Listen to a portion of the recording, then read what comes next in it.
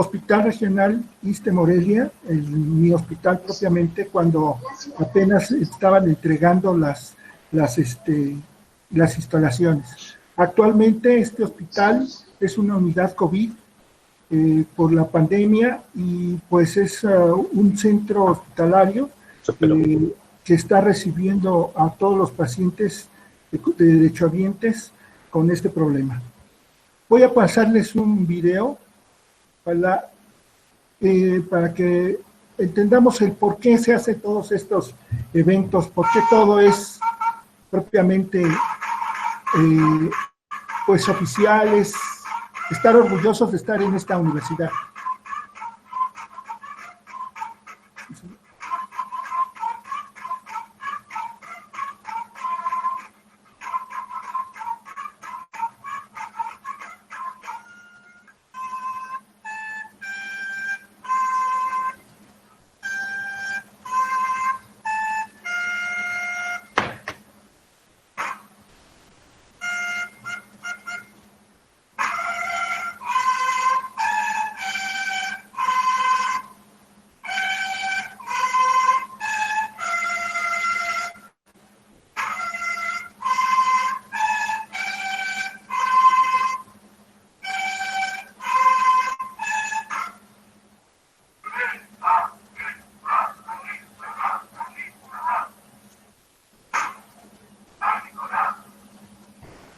El espíritu nicolaita, que también se vierte en la Facultad de Odontología, en sus alumnos, en sus profesores, que con mucho orgullo pertenecemos.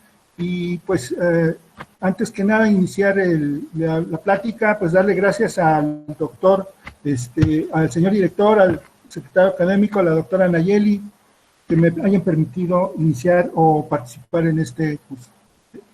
Vamos a hablar de las complicaciones del tratamiento con glifosinatos. Ayer platicaba con el doctor Garfias y le decía yo que la plática consta de una introducción muy amplia sobre estos, que no va a haber sangre, sí la va a haber en el último tercio, pero no en abundancia, así que los que esperaban a ver corte, sangre, no va a haber. Estos medicamentos fueron sintetizados desde el siglo XIX. Sus características biológicas datan desde la década de 1960. Aquí viene algo muy importante, muy interesante. Estos los utilizaron a nivel industrial como agentes antisedimentación, es decir, las sales que se pegaban en los tubos aplicaban esta solución para que se evitara esa formación de carbonato de calcio. Fíjense nada más, un elemento que se utilizaba a nivel industrial, que en la actualidad se utiliza en personas, en humanos. En el 69, por primera vez, lo publican en el Science of Nature, y 20 años después ya lo utilizan como elementos para tratar problemas óseos. La composición química de los glifosonatos nos habla de que dos átomos de fósforo están unidos a un átomo de carbono. Esto hace que haya una resistencia a la hidrólisis enzimática y permite, aquí viene lo interesante, que se pueda fijar a la hidroxiapatita. Es una fijación rápida y muy eficiente. Es uno de los problemas que podemos tener cuando manejamos glifosonatos. Este fármaco se une a la superficie mineral ósea. Son medicamentos que son análogos a los pirofosfatos endógenos, o sea, existen, se acumulan en el hueso porque son muy afines al calcio, inhiben la reabsorción ósea, se produce el recambio óseo mientras la actividad osteoblástica y la mineralización ósea se mantienen. Este es el meollo del asunto en la utilización de los glifosonatos. En alguna ocasión me preguntaban marcas. Bueno, lo principal sería conocer el nombre genérico del medicamento, pero también muchas veces el paciente nos dice la marca y a veces las desconocemos y ahí nos embarcamos en un problema severo. Las más utilizadas, pues la Someta, que son vías por vía oral, el Fosamax, ¿verdad? Pero, bueno, hay que reconocer la sal, el ácido soledrónico, el anhidronato sódico, las diferentes variantes para conocer qué tipo de medicamento se está tomando. Hay que recordar que, ante todo, hay que hacer una historia clínica médica, y es a donde hacemos una anamnesis y preguntamos toda esta situación. Básicamente, los glifosfonatos producen la inhibición o muerte de los de clasto. Esto, tras una repetición de dosis, llega a actuar y a adicionarse, a aumentarse, hasta llegar a la matriz ósea. Prácticamente no hay una destrucción de la misma. Por lo tanto, se puede utilizar en los tumores óseos, ¿verdad? Inhibiendo esa problemática cuando se presenta una lesión, en el mieloma múltiple, en los metástasis óseas, como las que suceden en el carcinoma de mama, ojo, y prevención y tratamiento de la osteoporosis. Quiere decir que estos medicamentos sí son utilizables, sí son unos medicamentos adecuados, que funcionan, que ayudan, ¿sí? Que es muy común la osteoporosis, que hay muchos problemas con el carcinoma de mama, con el cáncer de próstata, que también provoca cierta metástasis ósea, y sí funcionan. Es decir, hay una buena aceptación en la utilización de estos medicamentos. Sin embargo, como vamos a ver adelante, hay unos detalles en los que nos pueden causar mayores problemas. De hecho, hay un artículo que me hicieron llegar hace poquito, una doctora que conozco, que habla de 24 conejos varictomizados, es decir, a estos conejos les quitaron los ovarios para provocar esas alteraciones postmenopáusicas. Con una aplicación de ácido soledrónico, ayudó a que no hubiera una reabsorción, es decir, observaron que el efecto de los bisfosfonatos limitara esa reabsorción ósea en comparación con los conejos que no se le aplicó. Está en estudio, no quiere decir que desde mañana que hagamos una extracción apliquen el ácido soledrónico, pero esto habla de lo benéfico que puede ser este medicamento. No satanizarlo, no tenerlo como una cosa horrible, ¿no? Sucede, complicaciones sí, pero también podemos utilizarlo a favor. Con la toma de alimentos, este medicamento se va a disminuir de un 30 a 70%. Se fija, como lo he comentado, en el hueso, y el resto se elimina por la orina. Con repeticiones de la dosis se va acumulando. Esta es una de las situaciones que cuando si presenta el paciente y se requiere tratamiento de urgencia, no es tan fácil, porque tiene una dosis acumulada que deberá de ser eliminada. Aunque es una liberación multifásica, tarda en eliminarse. La vida media es hasta 10 años, de acuerdo también a la cantidad de tiempo que se ha tomado. Y la toxicidad, por lo tanto, va a depender de la dosis, la cantidad y el tiempo que ha transcurrido de uso. Hablamos para nuestra área de la necrosis maxilar, pero en realidad también como medicamento puede tener efectos secundarios.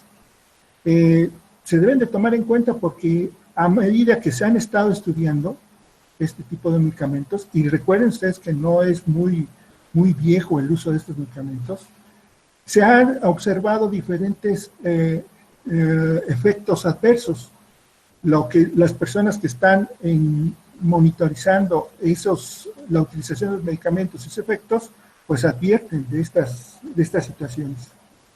Dentro de los que pueden ser más comunes, tenemos dolores musculoesqueléticos, se engloba a lo que es el músculo, el hueso y articulaciones, ¿verdad? Vienen quejándose de articulación temporomandibular, de rodillas, o sea, todas las articulaciones se pueden ver alteradas. Trastornos gastrointestinales, ya se ha reportado la mucosa gastrointestinal. Esto se achaca al el mal uso que le da el paciente, es decir, que se lo toma no con horario, no con la cantidad correspondiente. Entonces, muchas veces eso es lo que nos puede provocar un problema gastrointestinal. Se destaca la presencia de la esofagitis. En reacciones de fase aguda, fatiga, astenia, cefalea, fiebre, mareos, que no necesariamente son síntomas propiamente del medicamento, pueden estar asociados con la enfermedad propiamente. Sin embargo, cuando esto se ha superado por la enfermedad, siguen presentándose y muchos estudios hablan de que es precisamente por el uso de estos medicamentos, que al final de cuentas pues está actuando sobre músculo, tejido. La arritmia cardíaca por fibrilación auricular es un efecto también que se ha observado en estudios metaanálisis, etcétera, pero afortunadamente es poco común. Este medicamento, al ser utilizado y actúa sobre el hueso, de alguna manera funciona como debilitante del mismo. Provoca fracturas subtrocantéricas, diaficiarias del fémur y mandibulares. Sí, así es, de la mandíbula. Esto se le atribuye a que el paciente lo ha estado usando de manera prolongada, ¿verdad? En el caso de las fracturas diaficiares de fémur, pues es por el mismo peso del paciente. Y en la mandíbula, por las fuerzas de la masticación. Es que me hizo una caricia muy pequeñita, bueno, así luego dicen, y me fracturó la mandíbula. Sí, así es, con un leve movimiento, con un leve que mastiquen algo fuera de lo normal, se pueden fracturar. Y lo que nos atañe tal vez más, porque lo vivimos de cerca, dentro de los efectos secundarios, es la osteonecrosis mandibular. Esta se va a definir o se refiere a la exposición del hueso de la mandíbula o del maxilar, y persistiendo al menos por más de 8 semanas. Nosotros cuando hacemos una extracción podemos dejar expuesto el hueso, pero el organismo es tan fabuloso que logra repararlo. Y por 8 semanas esto no ha funcionado, no hay una reparación, tenemos que tomar en cuenta. Claro que no hay antecedentes de radioterapia o de metástasis, que son las otras situaciones que se puede presentar una exposición ósea. Esta complicación, la de la osteonecrosis de maxilares, fue descrita en el año de 2003. Vean ustedes, en realidad no es mucho tiempo lo que tenemos conociendo las complicaciones de este medicamento, ¿verdad? La necrosis se caracteriza, como habíamos mencionado, por la muerte del hueso, propiamente, debido a que existe una gama de factores sistémicos y locales que pueden comprometer la vascularización ósea. Esto es, el medicamento actúa inhibiendo a los osteoclastos y de alguna manera, al no haber esa inhibición, no hay precisamente un aporte sanguíneo y hay una complicación que es la osteonecrosis. En el 2003 se asocian los bifosfonatos como el panindronato y el zoledronato con la aparición de necrosis ósea. De ahí, como todo el racimo, se empiezan a mencionar diversos autores casos que son muy similares y semejantes. En un estudio de 4,000 pacientes con los que tenían bifosfonatos intravenosos, 33 casos presentaron la necrosis maxilar, es decir, el 0.83%, muy alto ya para este tipo de medicamentos. 14 pacientes tenían antecedentes de cáncer de mama y 15 pacientes de mieloma múltiple. Otro estudio de 1,230 pacientes presentaban mieloma múltiple 904 y cáncer de mama 299. Presencia de osteonecrosis 62 con mieloma múltiple presentaron la osteonecrosis, 54 presentaron signos de osteonecrosis y el 13% de cáncer de mama presentaban osteonecrosis, mientras que el 23% con cáncer de mama sospecha de osteonecrosis maxilar. El 81% de los pacientes que presentaban necrosis tenía algún antecedente de manejo. A ver, permítame aquí.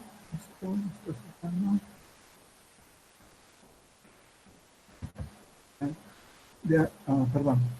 De antecedente dental. Fíjense bien, el 80. Se perdió en la... Mira, me dejó de compartir. Hay que volver a compartir, porfa. Sí, voy. Gracias. Es que ya empieza lo interesante y por eso lo dejé de compartir. Ah. Ya voy. Vuelvo Muy repito, bien. aquí otra vez. Aquí estoy, presentar.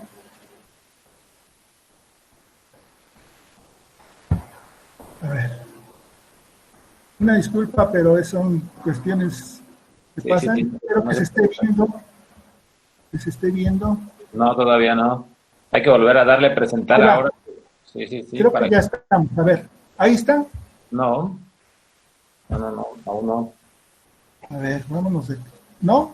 Otra vez como si iniciara la presentación, por favor, para que pueda No, mi volver a cargarla.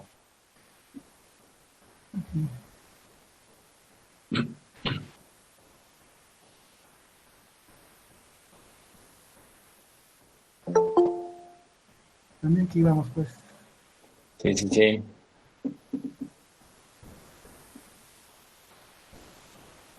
Es que no me está dando. Listo, ahí está cargando. ¿Sí? Sí, ya está cargando. Ah, cierto. A ver si ya. Sí, ya nada más que le dé presentar igual y listo, ya arranca todo. Ahí estamos. Que conste que trato de mover la máquina, pero pues algo sucede aquí. Sí, Ya invoqué a Santa Apolonia para que nos ayude en esta plática. Gracias, Les gracias. decía yo que de todos estos pacientes, de los 1203, el 81% de los pacientes que presentaban osteonecrosis tenía como antecedente un tratamiento o algún problema dental. Vean la importancia del manejo de estos pacientes. Los factores que desencadenan, por lo tanto, problemas ante la exposición de bifosfonatos, pues son infecciones orales, traumas, procedimientos quirúrgicos orales que son previos al uso de los bifosfonatos o durante incluso terapias contra el cáncer como quimioterapia, corticoides y otros agentes citostáticos. En un estudio de 340 pacientes manejados con bifosfonatos, los pacientes que están afectados con este problema tienen como diagnóstico primario mieloma múltiple, le sigue cáncer de mama, cáncer de próstata y osteoporosis. Básicamente son las enfermedades en las que son utilizados los medicamentos como terapia. Estos pacientes que tienen osteonecrosis, resulta que la mandíbula es la más afectada, hasta en un 59.1%. Y la relación de género, pues nosotros los hombres somos las que la padecemos más. Ahí sí les ganamos a las mujeres. Tenemos aquí un estudio de Hernández, en donde habla que hay pacientes de mieloma múltiple 232, carcinoma de mama 115 y osteoporosis o osteopenia 74. Cáncer de próstata 30, carcinoma renal 5, artritis reumatoide 3, y otros no los especifica, pero todos estos tienen como diagnóstico primario propiamente el uso de el uso de bifosfonatos ante una enfermedad general y que nos provocan el problema de la osteonecrosis. Cuando se altera ese equilibrio óseo, es decir, la resorción, la posición, ya sea por angiogénicos, inhiben el ciclo celular de los queratinocitos, de los mecanismos osteolíticos que generan generados en la infección, podría entonces en ese momento, al ver esa alteración, ver que al no haber una cicatrización o no un adecuado proceso de estabilidad ósea fisiológica, pueden presentarse lo que es la osteonecrosis. De ahí que es la importancia esto de que nosotros podamos entender cómo funciona y qué podemos hacer o hasta dónde está nuestro límite. En el caso de los de la exposición a los glifosfonatos tenemos los que se toman vía oral, como el endodronato, la vía endovenosa, que es menos tiempo, el pamidronato de 10 a 16 meses, y el solonodrato de 6 a 12 meses. Esto es importante. Cuando hacemos una historia clínica, que se prenda el foco de alerta cuando nos hablan de un glifosfonato, ya sea por marca comercial o por sal, porque ahí tenemos que ver qué tanto ha estado tomando. Sí, estoy tomando glifosfonatos. ¿Cuándo empezó? Ayer. Hasta el corazón vuelve al cuerpo. No, ya tengo 1 año, 2 años. Me lo están dando porque tengo osteoporosis o principios de osteoporosis. Entonces ahí hay que evaluar qué podemos hacer cuando hay un tratamiento de urgencia, que eso no debería de suceder si viera, como lo vamos a ver más adelante. En las exposiciones, el 25% de los casos es espontáneo. Sí, podría haber sido por un alimento que se haya enterrado en la mucosa, una mal técnica de cepillado, es espontáneo. Pero el mayor número, el 75%, es después de un tratamiento agresivo. Aquí dice agresivo. Yo le podría decir radical. Una exodoncia, cirugía periodontal, implantes, apicectomía o extracción de terceros molares también. O sea, esa es la posibilidad que se presente. Una persona importante en el estudio de los glifosfonatos es el doctor Ronald Marks, de la Universidad de Florida, dicen ellos. Y él propuso un estadiaje para poder entender esta situación, que incluso más adelante vamos a ver, de acuerdo a este viaje, que propone en su tratamiento. En el estadio 1, el hueso está expuesto, no es doloroso y es menor a 1 centímetro. Me van a decir, si pasa 1.1, ya va a haber problemas. Bueno, debemos de considerar clínicamente menos de 1 milímetro, más de 1 milímetro, ¿verdad? No ser tan cerrados. El hueso expuesto, en el caso del estadio 1A o B, hay hueso expuesto, no doloroso, y es mayor a 1 centímetro. En el estadio 2, el hueso es expuesto, doloroso, pero es menor a 2 centímetros. Cuando es expuesto y doloroso y mayor a 2 centímetros, estamos hablando del estadio 2B. En el estadio 3, así como va evolucionando, puede haber múltiples exposiciones óseas sin alteraciones. Y en el estadio 3B puede haber un hueso expuesto con diferentes áreas de osteólisis, puede haber expuesto el hueso con una fístula cutánea, que ya nos está hablando de un proceso infeccioso adyacente, y puede haber hueso expuesto con incluso una fractura patológica, lo que hablábamos en los antecedentes. Hay otras clasificaciones, Ruggiero y Vagan, tal vez sean un poquito más reducidas, más amplias en sus puntos. En el estadio 1, en el caso de Ruggiero, dice que la exposición ósea asintomática sin signos clínicos de inflamación, infección, que sería como el estadiaje del doctor Ronald en el estadio 1. En el estadio 2, Ruggiero lo clasifica con una exposición ósea, infección del dolor y signos de eritema e inflamación de la mucosa con o sin supuración. Y en el estadio 3, aquí termina él, existe exposición ósea, dolor, inflamación, infección, y que puede existir una fístula cutánea y una fractura patológica. Como ven, es la misma evolución, nada más que pues cada quien pone sus clasificaciones. En el caso de Vagan, habla de una exposición, en el estadio 1, la exposición ósea con hueso necrótico, úlceras pequeñas de la mucosa oral, incluso exposición del hueso necrótico, pero está asintomático. En el estadio 2A, la misma situación, pero aquí ya hay dolor, infección de los tejidos blandos y óseos. Y aquí pues se controla con tratamientos conservadores y él dice, no progresa. Ahí tengo mis dudas. En la exposición 2B hay exposición ósea con hueso necrótico, una fístula pequeña sin exposición de hueso, pero sintomática. Dolor, infección de los tejidos blandos y del hueso, y no es tan fácil de controlarlo con tratamientos conservadores y progresa. Por eso les decía, aquí está, es un límite muy, muy delgadito, ¿verdad? De la 2A a la 2B, prácticamente estamos hablando de la evolución de la enfermedad.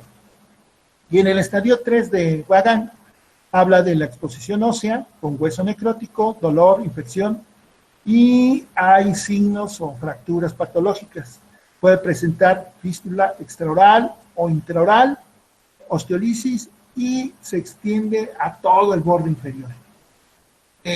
Hablemos de que la lesión puede ir tanto horizontal como verticalmente, pero pues tenemos más hueso horizontal que vertical, ¿de acuerdo? Y es más fácil que se presente verticalmente. ¿Qué características tiene? Aquí tenemos un paciente con un aumento de volumen. No sé si se ve el cursor. No se ve. Sí se ve el cursor. Aquí está. Sí, perfecto. El aumento de volumen, hay dolor dental, no cicatriza la herida, hay inflamación y supuración. Bueno, en este caso hay inflamación, todavía no supura. Así nos llegó el paciente. Una úlcera que puede estar asociada a la extracción dental, ahorita les mostraré las intraorales.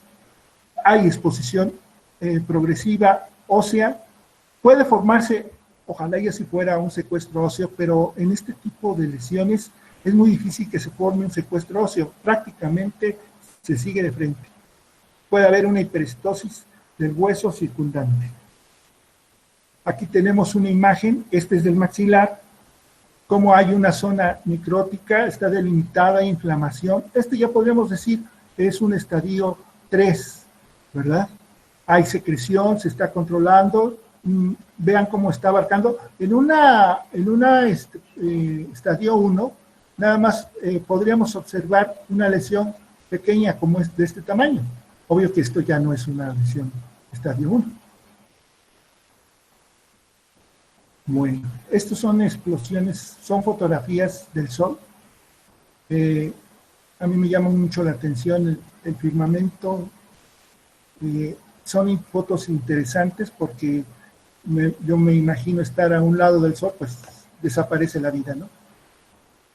Les decía yo, ¿qué tratamiento podemos hacer ante estas situaciones? Bueno, se sugiere que el tratamiento odontológico debe ser preventivo.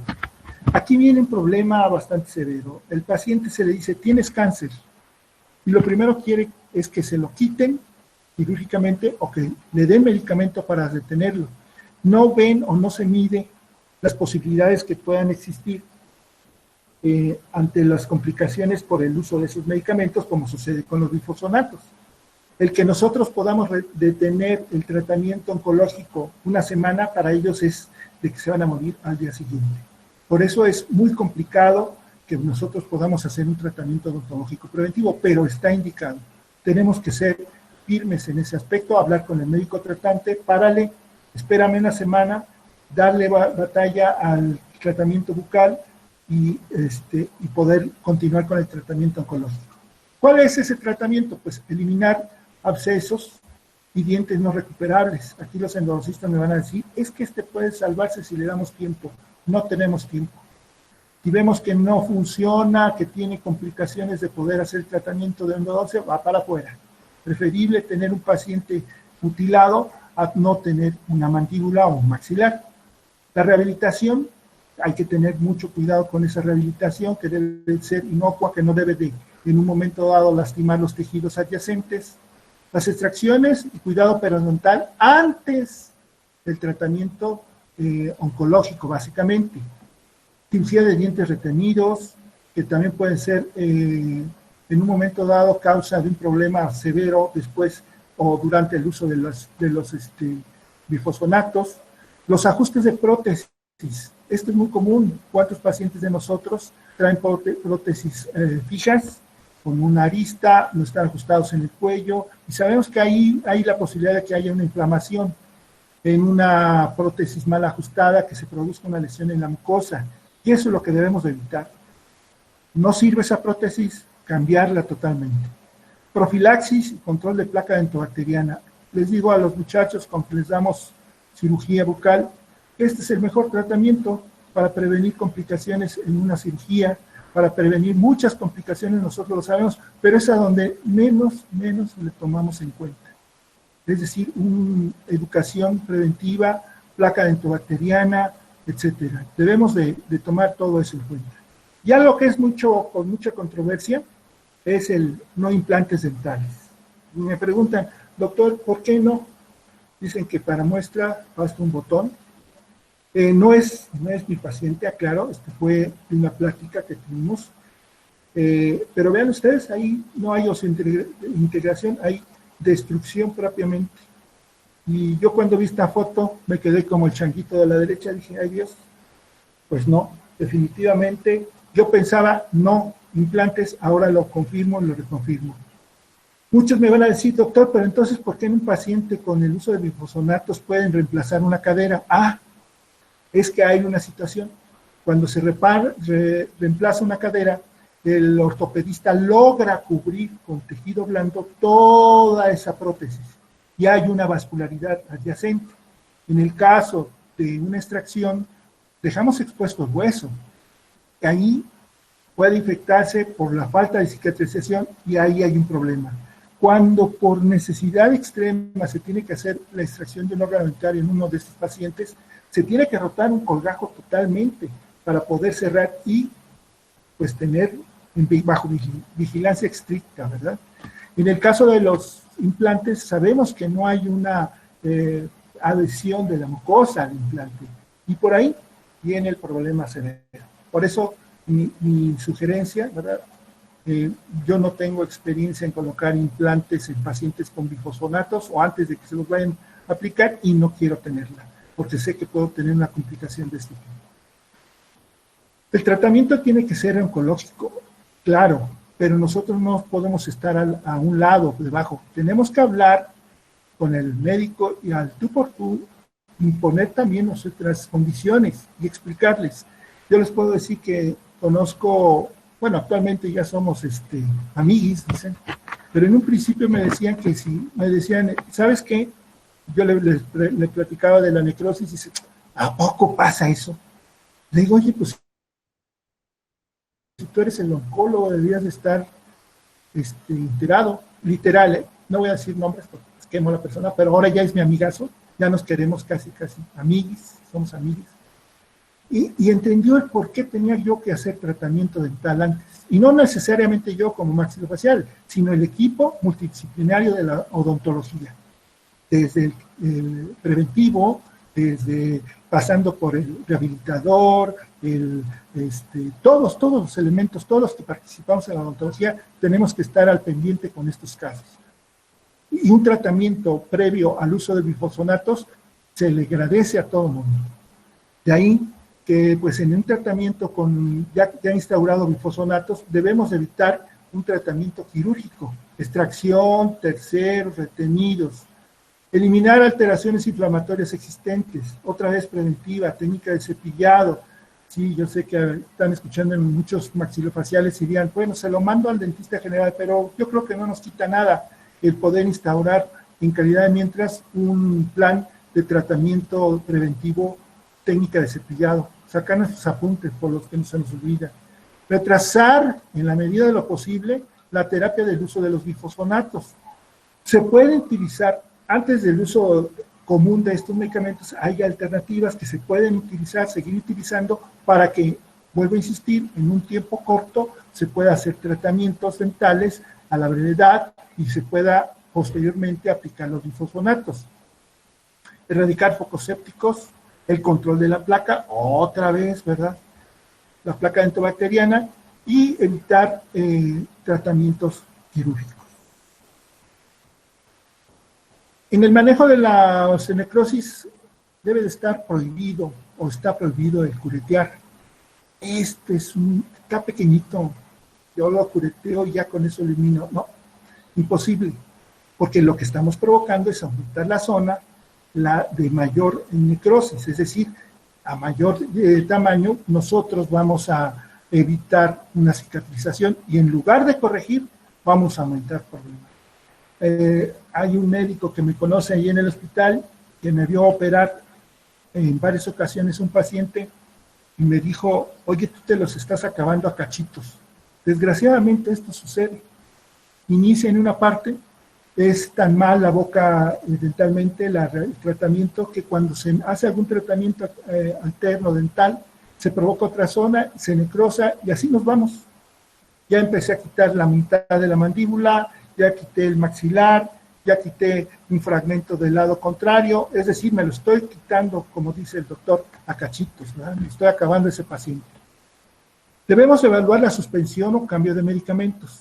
Probablemente el glifosinato, como les decía hoy, es un adecuado medicamento para este tipo de enfermedades que he mencionado, pero sí podemos suspenderlo, permitir que se elimine hasta donde creamos conveniente, hacer el tratamiento dental mientras se utilizan medicamentos alternos y pues, posteriormente seguir con el manejo de los glifosinatos.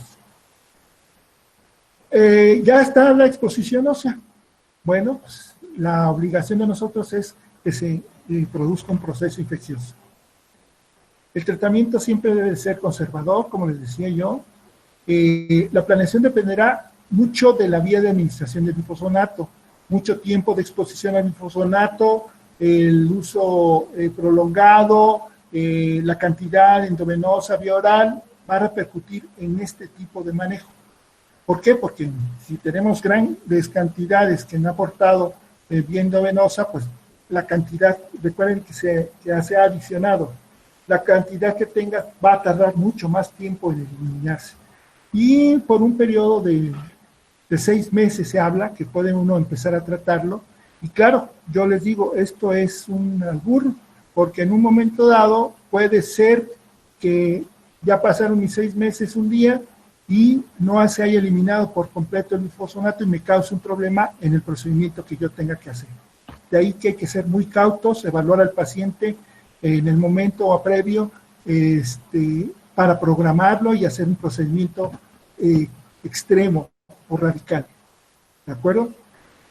El tiempo de uso, como les decía, eso implica mucho y hay que recordar y exponérselo al paciente, o con eso de las demandas y todas esas situaciones, pues de que es un problema que se puede presentar porque va a estar expuesto a una complicación por el uso de estos medicamentos. No queremos ponernos la medalla de héroes y hacérselo porque el doctor Fabián no se lo quiso hacer. No, es explicarle al paciente qué es lo que puede suceder con peras y manzanas, que lo entiendan, por supuesto, el consentimiento bajo información, que no nos exime de no atender esa complicación, pero que de alguna manera deben de estar conscientes de esa situación. El paciente y su entorno, los familiares, porque muchas veces son los familiares los que causan problemas. Hay que tener mucho cuidado con los problemas periodontales, de ahí la importancia de una adecuada técnica de cepillado atraumática, vigilarlo constantemente, estar vigilando propiamente la posibilidad de que presente una exposición ósea. Esto ya es durante el uso de glifosinatos, obviamente. Que presente movilidad dentaria. Es muy común cuando llegan los pacientes, es que yo estaba comiendo gelatina y se me cayó el diente, doctor, y de eso no hubo una cicatrización y se produjo una necrosis maxilar. Fístulas que nos hablan de un proceso infeccioso y recesiones gingivales por una mala técnica de cepillado, una enfermedad parental, etcétera, etcétera. Esos son los puntos rojos, ¿de acuerdo? Los pacientes que usan glifosinatos en el tratamiento dental deben de considerarse como pacientes de alto riesgo, que pueda producir una necrosis maxilar. Por lo que yo sugiero, la literatura no habla propiamente qué periodicidad de vigilancia, pero estos pacientes deben de estar vigilados, no diario, porque tampoco eso se trata, pero no consultas a mayor de 3 meses. Acuérdense que nos enseñaron en la facultad que por lo menos el paciente debe acudir al odontólogo 2 veces al año. Yo digo, bueno, ya extremo a 3 meses, cada 3 meses. Si se considera que hay una pequeña posibilidad, por mínima que sea, de que se complique, haya una complicación, reducir la cita para poder estarlo evaluando constantemente. E incluso, si fuera necesario, estudios radiográficos, no solo periapicales, no solo extraorales, sino tomográficos. Porque esta lesión es como un iceberg, se ve arriba, pero crece hacia abajo y nos puede dar una sorpresa muy desagradable. El tratamiento, de acuerdo a la clasificación del doctor Ronald Max, habla de que en el estadio 1 usen clorhexidina al 0.12%. Ojo, no necesariamente. Recordemos que tenemos en el bicarbonato un estabilizador del pH. A mayor acidez hay mayor posibilidad de lesiones dental, en la mucosa, y por lo tanto podemos utilizar de primera instancia utilizar el bicarbonato diluido con el cepillado. Cuando ya presentan una lesión pequeña, pues sí habríamos de considerar la clorhexidina, pero no en constante 3 veces al día, que puede ser desde antes de dormir, diluida, y mantener, eso nos puede ayudar bastante a mantener la estabilidad de ese problema, en conjunto con el bicarbonato. El estadio 2 y 3, ya hablamos de una clorhexidina, porque acuérdense que es el tamaño de la lesión, y si hay una infección, no podemos evitar el uso del antibiótico. Obviamente que son pacientes que pueden ser constantemente sufrir procesos infecciosos y que, pues de alguna manera, tenemos que monitorizarlo, mantener el uso del bicarbonato, el uso de la clorhexidina, la higiene, etcétera, para evitar que se infecte, en el caso de la exposición ósea.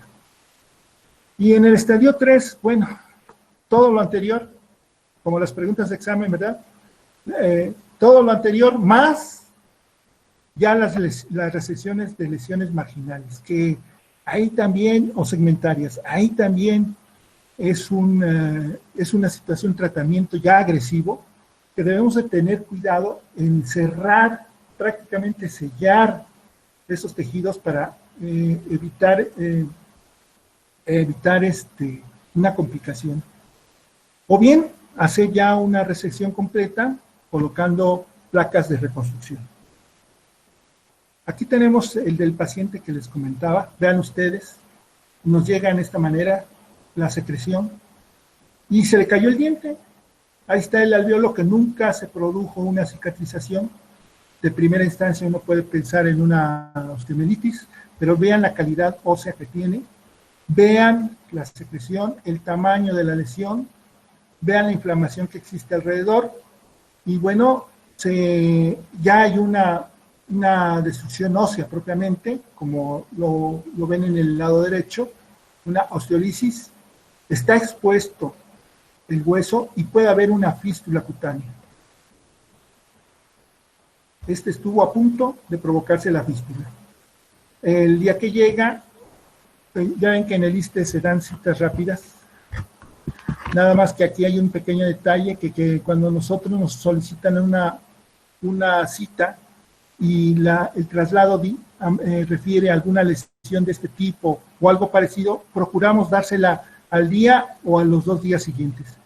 Por eso es que este paciente llegó así, porque consideramos que teníamos que acelerar su cita.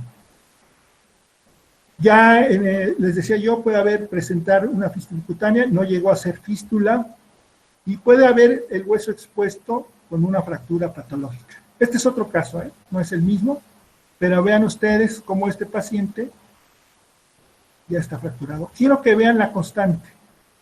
Dientes, restos radiculares, son pacientes que no tienen una buena higiene y que de alguna manera, al ir al dentista de la casa de esquina, perdón por los dentistas de práctica general, mis respetos, pero no hacemos historias clínicas, no evaluamos al paciente, sí sabemos la tabulación de costos de extracciones, pero no sabemos hacer una historia clínica. Entonces, si lo hubieran en un momento dado, en el caso anterior, iniciaron la extracción, que es muy común, hecho una historia clínica médica, pues detienen el tratamiento.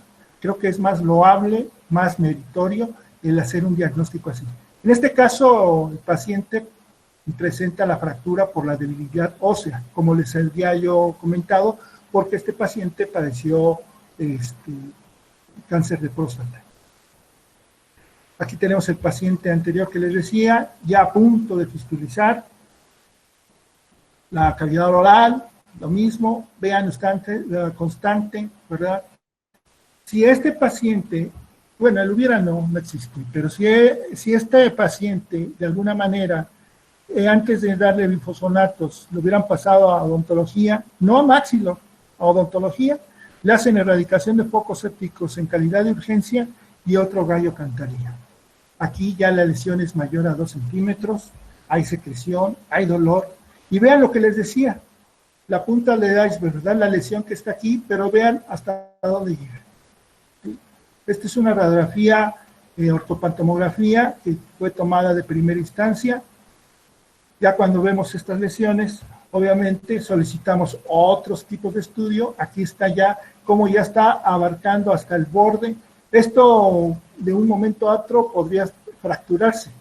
Vean el alveolo que no hay cicatrización, está involucrado el nervio mentoniano, bueno, la salida del conducto mentoniano, ya estamos previniendo de que haber una parestesia irreversible. Aquí están unas laterales oblicuas de la misma tomografía. Vean ustedes la cortical interna, la destrucción, las zonas de osteolisis en la cortical externa, en otra visión, y vean cómo ya está deforme. Este lado es el lado sano.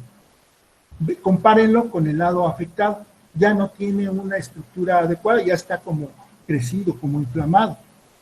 Una tomografía OTAC convencional, bueno, también observamos las lesiones, que no nos aportan mucho, y lo que se decide es hacer la segmentación de esa por el tipo de estadio, es decir, ya no llegó por lo menos a que hiciéramos erradicación focos sépticos, sino ya traía el problema, estaba pues a punto de fracturarse eso, estaba siendo manejado con bifosfonatos, se suspendieron automáticamente y traía dolor, un dolor intenso, y se decidió hacer el tratamiento quirúrgico. Esta es la fístula, ya está en quirófano, ya está dormido, estamos haciendo la asepsia y antisepsia. Su servidor es muy, ¿cómo lo podemos decir? Me gusta muchas cosas, investigar técnicas quirúrgicas. La técnica convencional le llaman, es de delantal, se hace una incisión recta, ¿verdad? La problemática de esa incisión es que puede provocar cierta dehiscencia, y lo que no queremos es que haya dehiscencia. Y aún así, se hace este tipo de abordaje y ya hay dehiscencia. Más adelante vamos a ver. Entonces, esta es la fotografía del libro del doctor Ellis III. Yo afortunadamente nada más tengo un hijo, Ellis Teria Gutiérrez el segundo. Bueno, hijas, pero pues ya no creo que tengan el apellido propiamente. Bueno, quién sabe que sean Gutiérrez tercera y cuarta. Pero este señor diseñó, que no es más que son setaplastías pegaditas, un abordaje que a mí me gustó mucho. Yo tuve la oportunidad de conocerlo personalmente, al doctor Ellis. Dicen un tipazo, no, este era un relajo, bien bueno, buena onda, sí. Entonces, él en su libro presentó casos con esto, me llamó la atención el abordaje, aunque aquí no aplica eso de que grandes cirujanos, grandes incisiones, no, aquí aplica que tiene una mejor visibilidad. Entonces diseñamos el mismo colgajo, sí ya es nuestro paciente, diseñamos el colgajo, claro, teniendo cuidado de las estructuras nerviosas que podremos encontrar y dirigiéndonos más hacia la región cervical para evitar también lesionar algunos nervios como el mandibularis marginales. Y vean, aquí está la incisión y vean esto. Estos son ganchos de piel. Con eso estoy separando. Esto es maravilloso porque no molesta a uno tanto al tejido y cuando cierra uno, lo cierra uno sutilmente. Entonces, eso a mí me llamó. Y seguimos con los ganchos de piel. Vean ustedes, la disección ya, sí metimos otros separadores para poder observar la lesión, pero ya vean, aquí está la lesión osteoporótica, las zonas osteolíticas que se ven en la radiografía, el engrosamiento de esa mandíbula, ¿verdad? Y vean ustedes qué hermoso se ve el campo abierto y que podamos visualizar.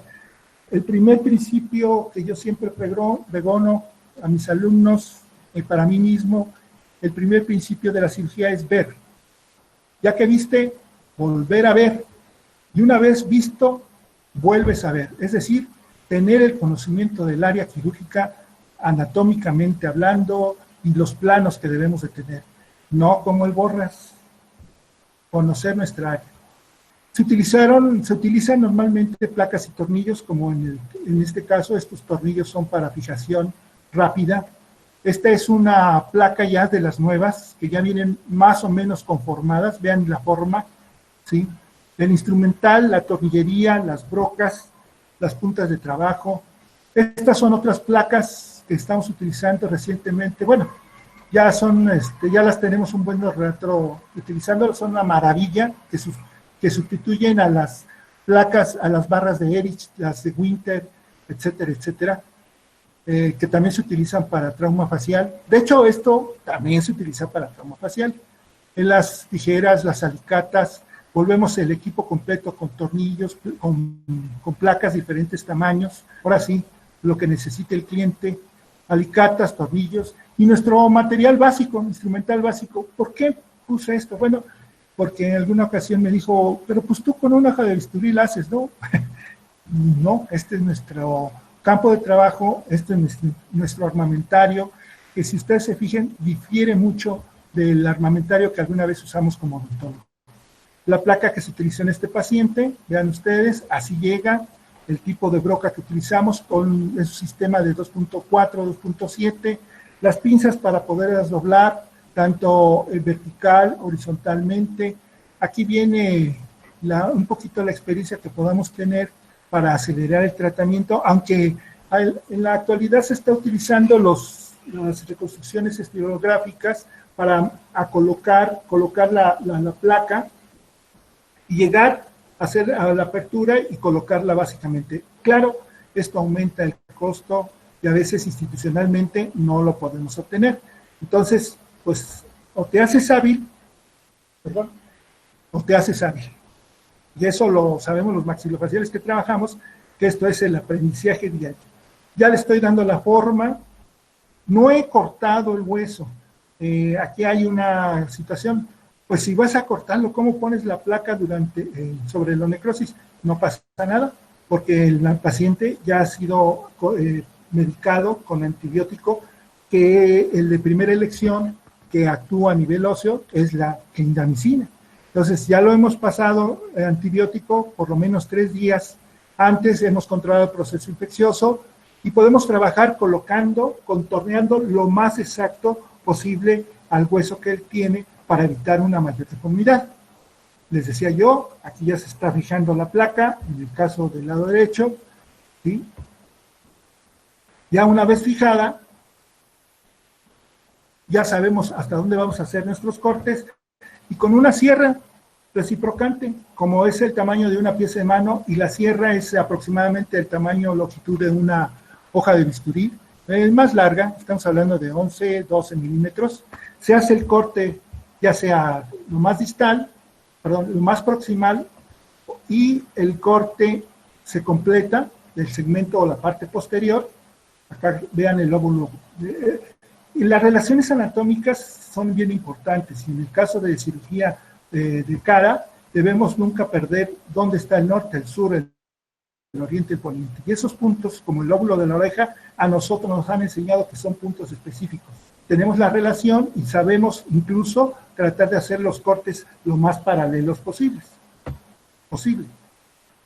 En el corte más proximal se está haciendo la limpieza, aquí ya está la sierra, vean ustedes qué tan pequeña es, se está haciendo el corte en el fragmento en la parte anterior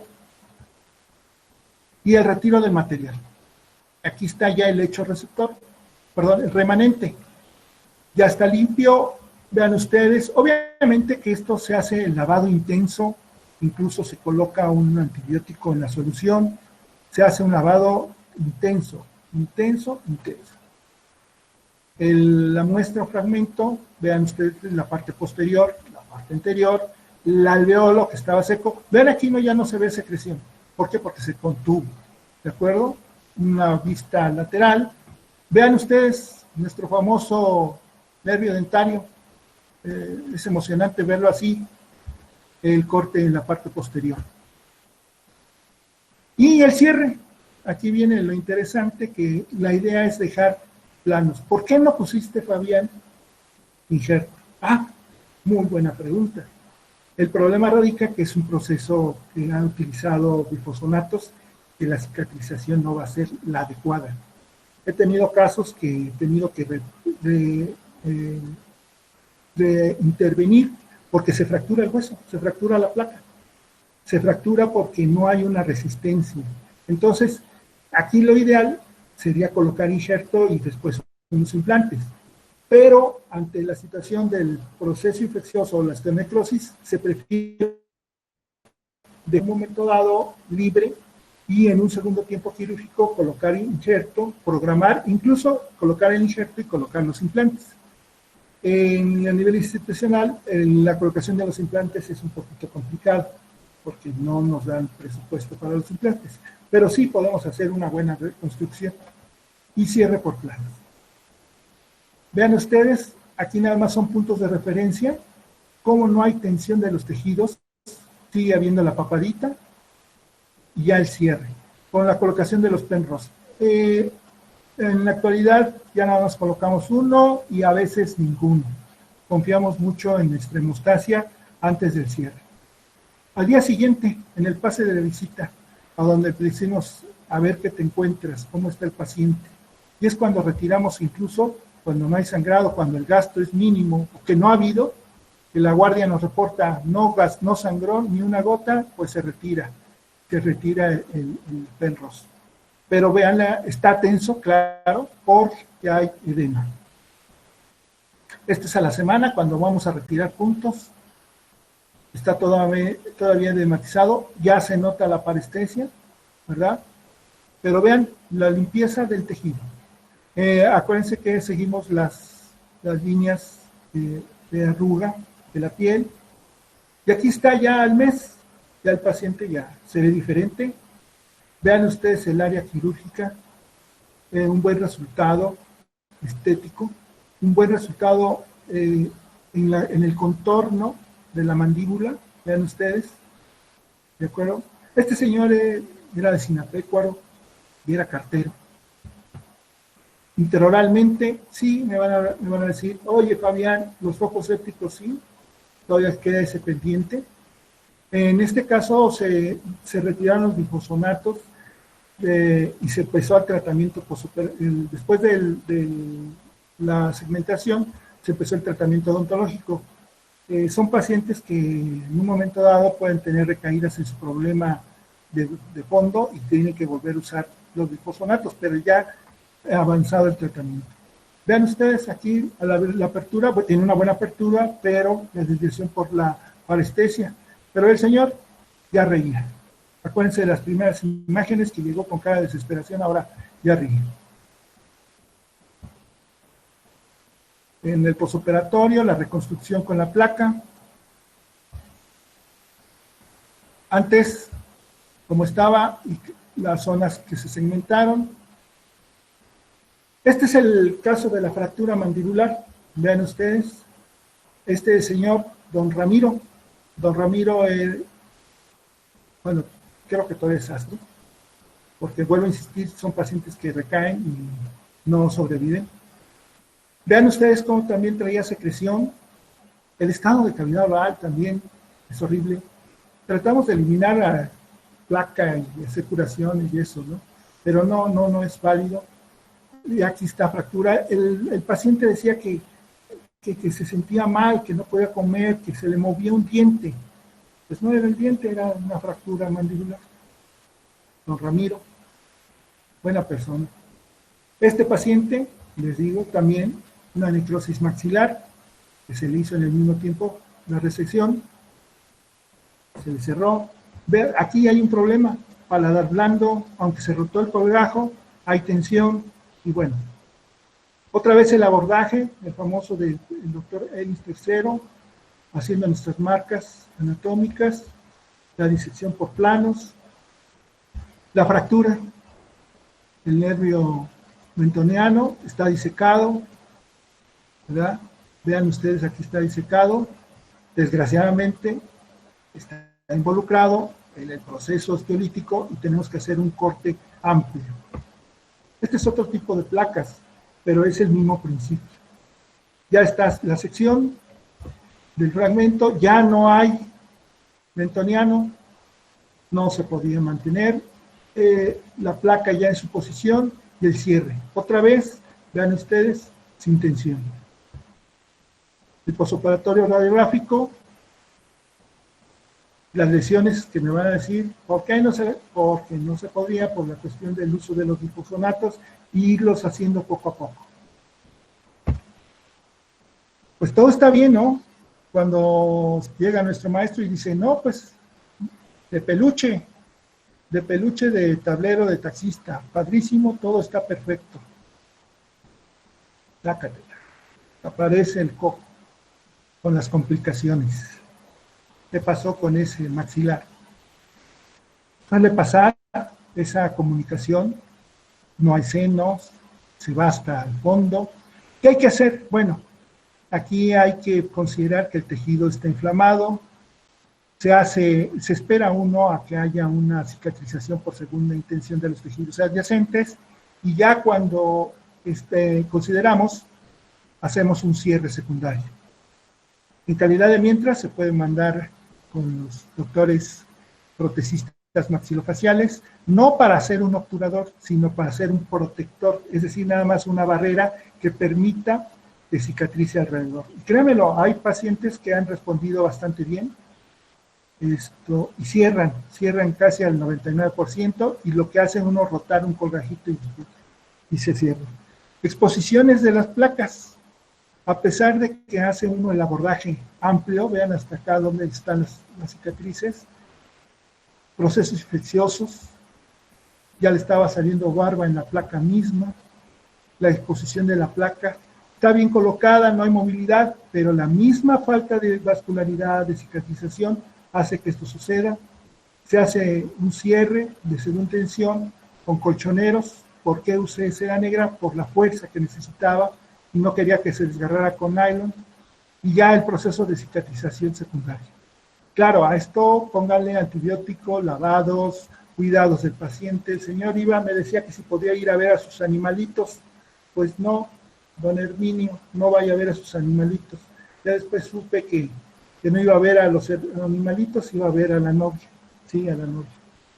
Entonces, pues, por eso, también pudo haber sido que el entorno se haya contaminado esa herida y nos haya provocado esto. Son pacientes que hay que cuidarlos en almohadas de plumas, definitivamente. Por eso cuando esto sucede, pues buscamos la ayuda, ¿no?, de los compañeros mismos y tratamos de detener estas situaciones. Por eso he tenido la suerte de estar con gente valiosa, gente que no es, que le gusta el mismo camino. A mí me gusta estar con esa gente. Aquí tenemos dos imágenes. Probablemente conozcan por ahí a algunas personas. Esta es la doctora oculoplástica, nada que ver, nada más que no tenía foto completa así. Tenemos al doctor Felipe Cuevas, tenemos al doctor Carlos Bárcenas. El doctor Felipe Cuevas es el médico del turno vespertino y el del fin de semana. No es que estemos embarazados los tres, es la alimentación del ISSSTE que nos da. Tengo la gloriosa pues oportunidad de trabajar con gente valiosa, como les decía. Tengo en mi equipo, a la Mujer Maravilla. No aparece el cursor. Aquí está. La dejé al último porque ella es la Mujer Maravilla, Wonder Woman. Acá está junto con la oculoplástica. Las enfermeras, Edita, la señorita Betty, mis médicos anestesiólogos, el doctor Manuel Molina, la doctora Carla Sandoval, gente muy capaz, inteligente, que ahorita están en la línea de fuego, por esto de la pandemia. Decía mi maestro Tapia, nosotros tenemos a los alumnos de la Michoacana, ¿sí? Aquí está la doctora que está ahorita haciendo su servicio social. Bueno, está en cuarentena en su casa, la doctora Mayra Correa, que no nada más entrena quirófano, también hacen preventiva. Aquí está con el doctor Alan. ¿Sí? Acá está la doctora Mayra y el doctor Alan. Este que está haciendo ojitos es nuestro enfermero estrella, Quique. Ese nos quiere a todos. Y pues me siento muy orgulloso porque ya ahorita, ahora sí codo a codo, tengo a mi hijo, Ricardo. Miguel sabe lo que se siente porque él también tiene un médico en casa y él es el que también nos apoya, nos opera, nos apoya en el servicio.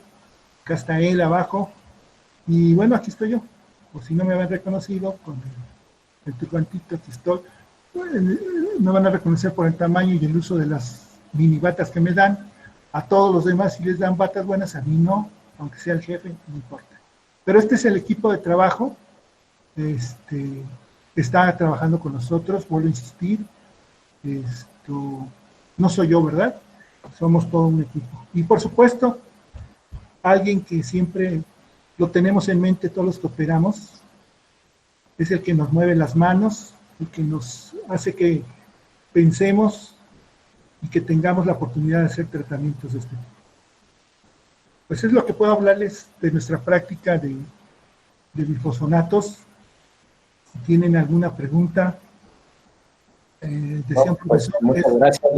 Tiene la gloriosa sección de las preguntas y respuestas. Afortunadamente está mi maestro Miguel Tapia, que él me puede apoyar si fallo. A ver, doctor Tapia, por aquí le hablan. Primero que nada, doc, pues una conferencia muy interesante, nos ha puesto al día de